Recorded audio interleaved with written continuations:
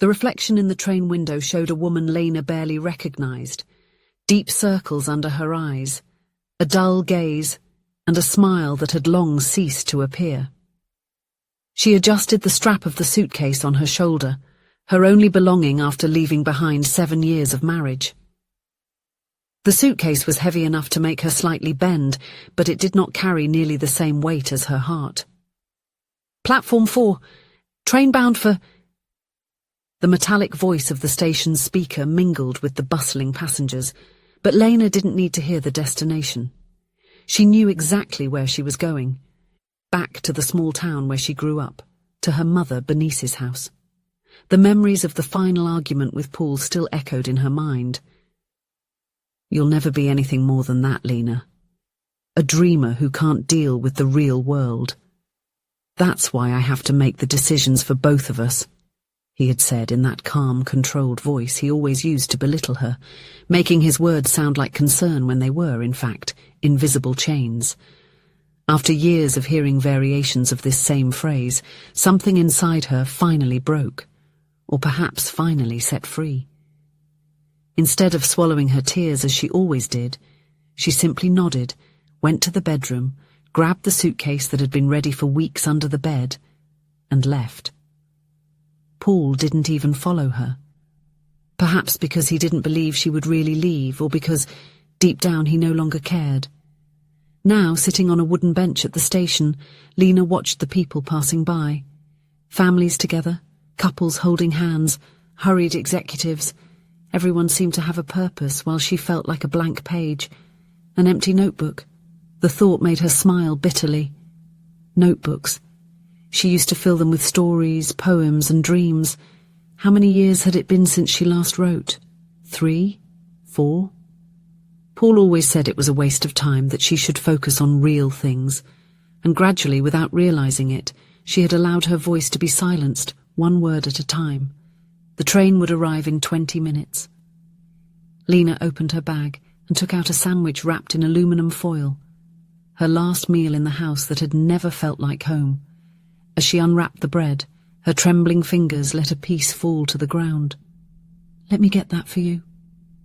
A male voice, gentle and vaguely familiar, sounded behind her. Lena turned around and saw a man about her age, with messy brown hair and kind eyes behind thin-framed glasses. There was something about him that sparked a distant feeling, like a melody you can't identify but know you've heard before. "Thank you, but you can leave it," she responded automatically, with the quiet voice she had gotten used to using. Paul always said she spoke too loudly, that she got too excited about things. The man smiled, creating small wrinkles at the corners of his eyes. "You don't remember me, do you?" Lena frowned, studying his face more carefully. There was something familiar about that shy smile, that patient look. A fragment of memory was trying to emerge, like a faded photo that refuses to reveal all the details. "I'm Sam, Samuel Cooper. We studied together at Centro Norte High School. I used to sit at the back of the class in Mrs. Patterson's literature class." The name ignited something within her. Sam, the quiet boy who always carried worn books under his arm, the one who wrote in the corners of his notebook but never showed it to anyone. A distant memory emerged. Sam standing in the school hallway, head down while a group of boys laughed, his papers scattered on the floor. "Sam," she repeated, the name sounding like a key opening a long-closed door. "Of course I remember. You were always reading something." His smile widened, and there was something so genuine about it that Lena felt a pang of shame for not recognizing it immediately. "And you were always writing something," he replied, sitting next to her on the bench, maintaining a respectful distance. "Your notebooks with colourful covers. You decorated the edges with drawings of flowers and birds." The fact that he remembered this specific detail caught her by surprise. She hadn't thought about those notebooks in years. "That was a long time ago," she said, wrapping the sandwich with the paper again, her appetite suddenly gone. "Not quite," Sam replied, fiddling with the pocket of his coat. "In fact, I carry a reminder from that time with me, every day." He pulled from his pocket a yellow pencil worn from use with a very short tip. It was battered, clearly well used but well cared for. There was something written along its side, in handwriting, that Lena instantly recognized as her own, although younger, more hopeful. The best stories begin with courage. "You gave this to me," he said, holding the pencil as if it were a precious relic. "On the day I found my poems torn in the hallway. You helped me gather them and then pulled this pencil out of your backpack. You said it was your lucky pencil, that you used it to start all your stories." Lena looked at the object, feeling a wave of emotion rise in her throat. His words still echoed in her mind, spoken with such purity, with an almost disarming sensitivity, as if it were still possible to see the world with childlike eyes. She didn't even know what that was anymore. "There was a time when I spoke like that too, about feelings, memories, small gestures, as if everything were art and poetry, but it had been gradually suffocated, like a candle exposed to the wind. Too many criticisms, too many corrections, silences that taught her to remain quiet.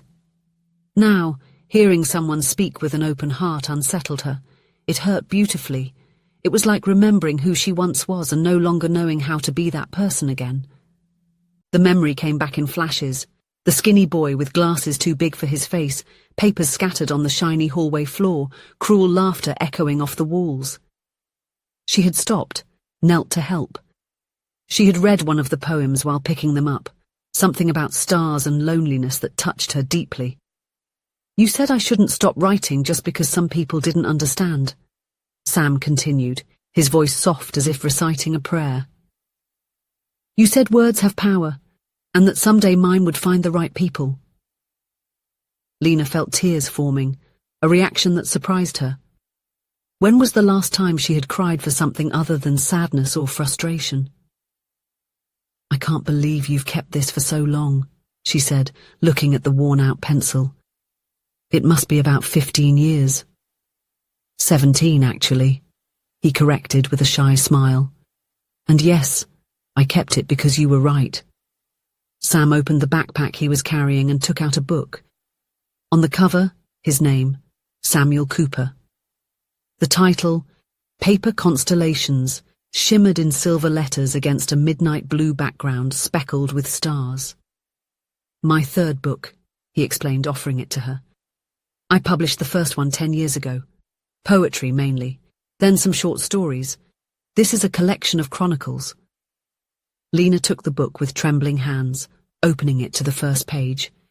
There, in the dedication, it was written, "For LM, who gave me my first writer's pencil and words that I carry to this day.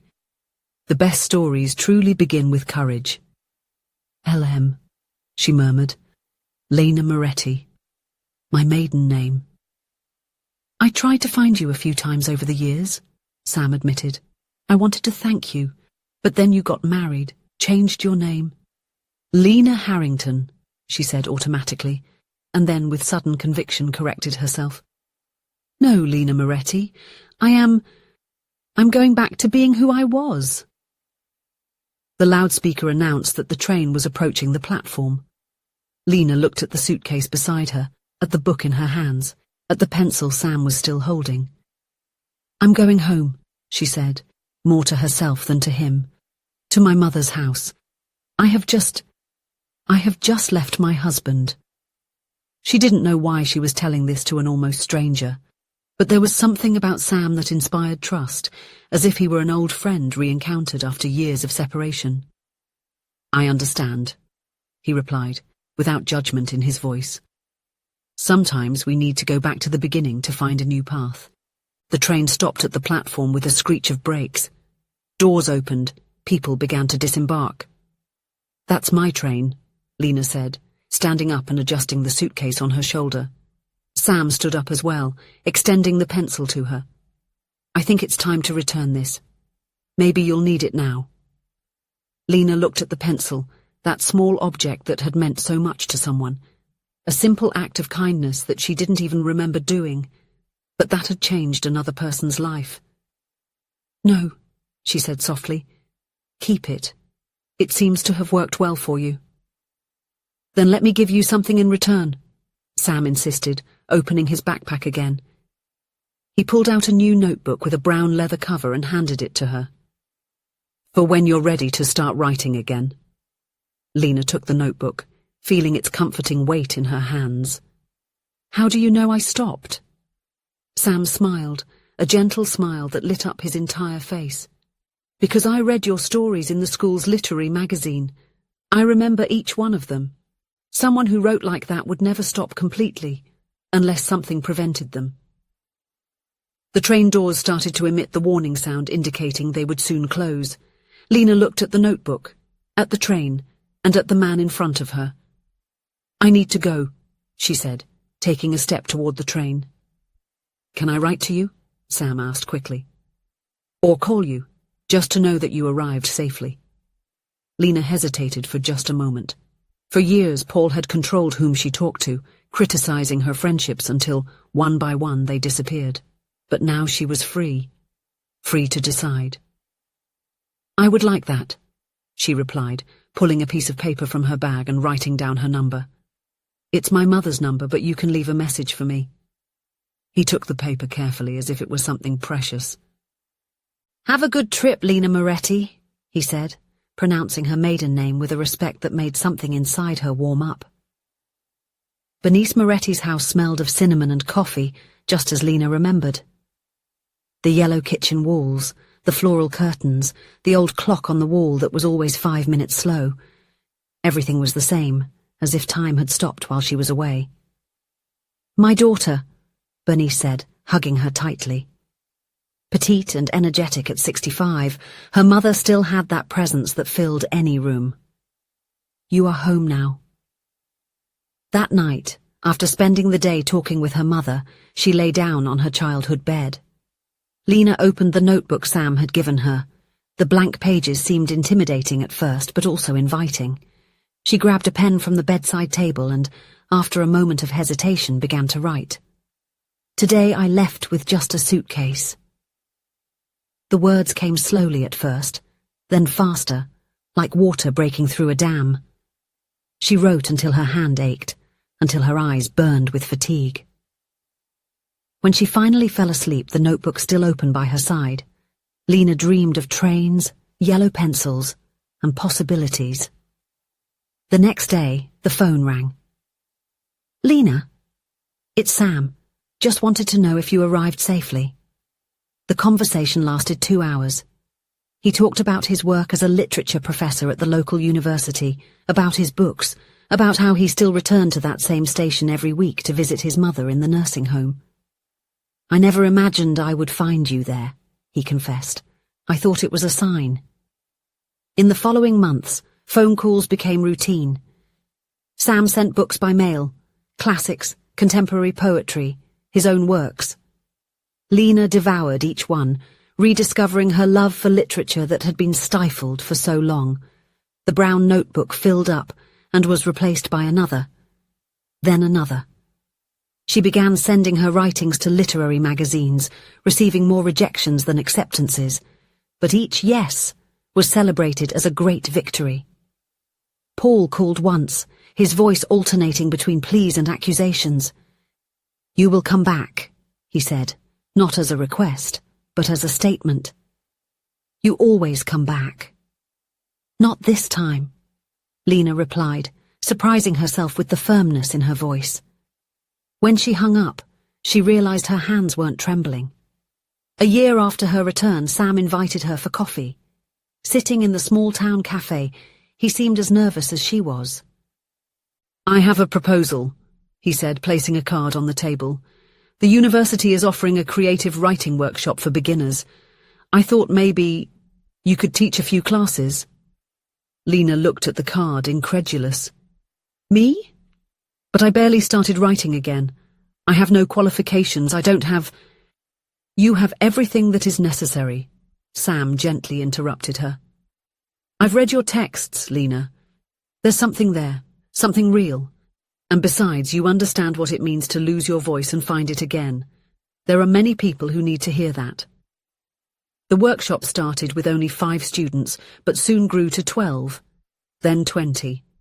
Lena discovered that she loved teaching, loved seeing the sparkle in someone's eyes when they found the right words for the first time. On a rainy afternoon, after a particularly intense class on writing as a form of healing, Sam invited her to dinner at his apartment. It was a cozy place, with walls covered in books and large windows overlooking a small park. In the center of the living room table, in a carefully illuminated glass box, was the yellow pencil, now so small it could barely be held, yet preserved like a treasure. "I could never throw it away," he explained, following her gaze. "It was my beginning."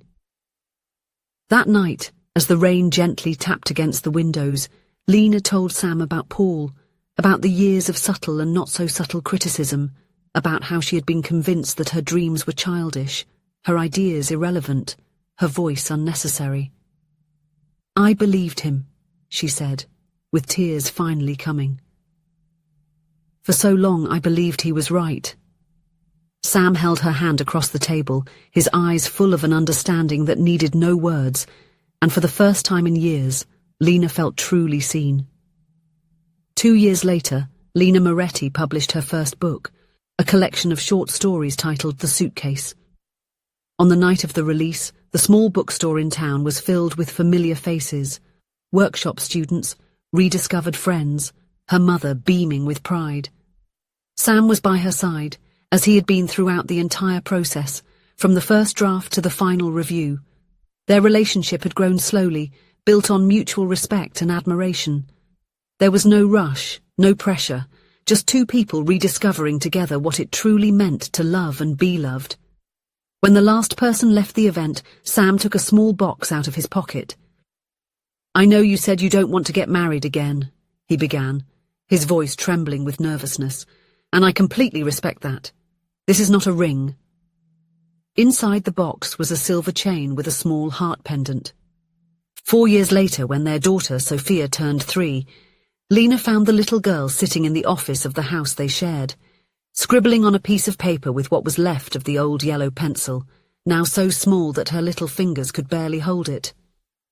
"Mummy, I'm writing a story," Sophia announced with the seriousness that only a 3-year-old can have. "Really? About what?" Lena asked, kneeling beside her. "About a princess who saves a prince with a magic pencil," the girl replied, showing the paper covered in indecipherable scribbles. Lena looked at her daughter, at the pencil in her hand, at the window where she could see Sam in the garden, and felt a wave of gratitude so intense that it almost took her breath away. There was her life. Not perfect, not without challenges, but authentically hers. A life she had rebuilt word by word, page by page. If you enjoyed the story, please leave a comment with a rating from 1 to 5 to show how much you liked it. Also, watch the video that is now appearing on your screen. See you soon.